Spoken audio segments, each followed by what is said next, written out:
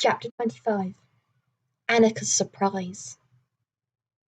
In Spittal, it had started to rain again. The frogs trod on each other's backs, and however many storks ate, or the cats killed, there was always more. The season for shooting ducks was over, so Uncle Oswald shot land animals instead: hares, rabbits, and what he called vermin, which seemed to be anything that got in the way of his gun.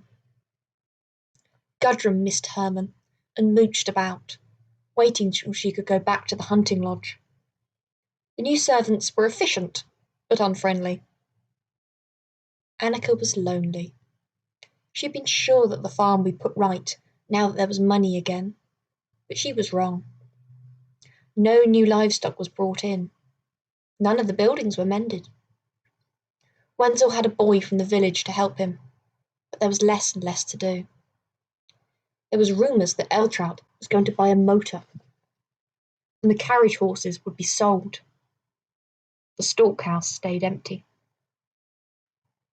A week after Zed had run away, Bertha's brother came to collect the three-legged dog. Hector travelled in style, lying on a pile of sacking, his head resting on the sock suspender, his eel trap by his side. Annika ran down to say goodbye, leaning over the side of the cart to stroke Hector's woolly head. "Is Bertha well?" she asked, and the old man said yes, and she had sent her love. He didn't mention Zed, and nor did Annika. No one, she found, was talking about Zed. "The poor dog is going away?" said a voice behind her, and Annika turned to find a girl with flaxen plaits wound round her head and large blue eyes.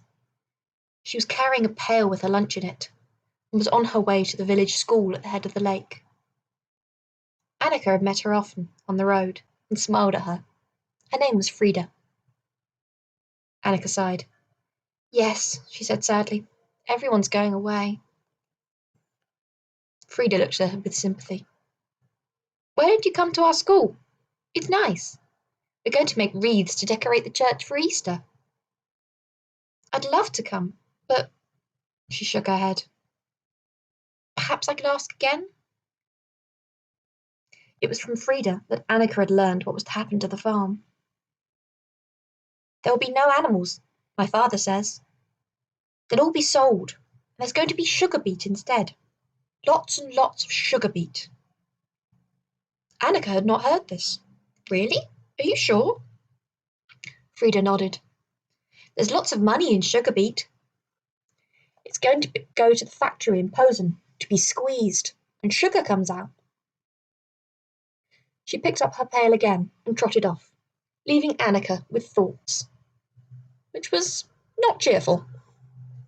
She had heard a lot about sugar beet from Professor Julius, but nothing that had made her feel it would make up for living animals. It was extraordinary how much she missed Zed. After all, he had stolen her trunk and lied about it and fled in the night, taking a horse which had not belonged to him. How could she miss him so badly? But she did. It was impossible to believe she'd only known him for a few weeks. He taught her so much. As soon as she was with him, life became interesting. There was work to do and a future to think about. Sometimes she even wondered if what he had done was so terrible. If the little gypsy girl who'd wanted to give her a kitten was now wearing Great Aunt Egghart's fake earrings, was that such a crime? And then Annika would reproach herself, because theft was theft and could not be excused. Her nights were strange now. Sometimes she woke and thought she could hear Rocco's hooves as he galloped past the window. And once, as she drifted off to sleep, she had the dream she'd had so often in Vienna. A carriage drew up outside, and a woman got out, grandly dressed in furs. "Where is she?" she said.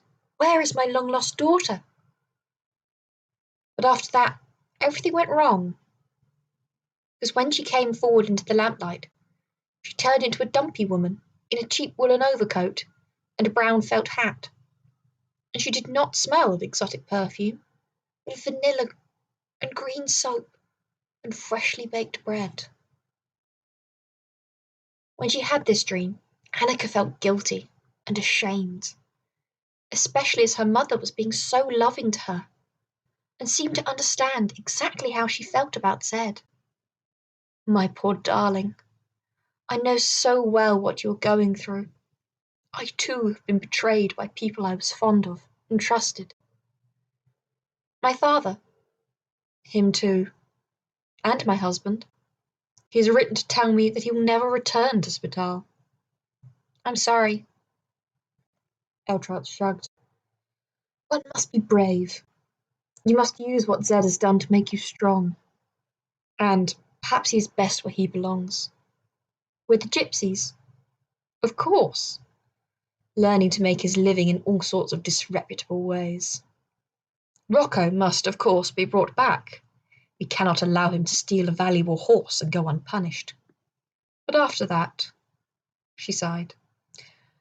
I told my father you couldn't tame a gypsy boy, but he wouldn't listen.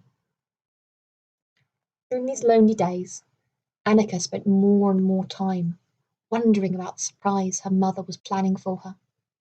It was getting closer, Eltrout said. Very close. There were preparations to be made which could not be hurried. Oh, I do hope I can bring it off, she said. It will be so wonderful for you. Sometimes, when she was alone with her mother, Annika would try and guess. We're going on a journey to Africa to see lions, she would suggest, and her mother would smile and shake her head. Or, I'm getting a little boat with a red sail to take me over the lake.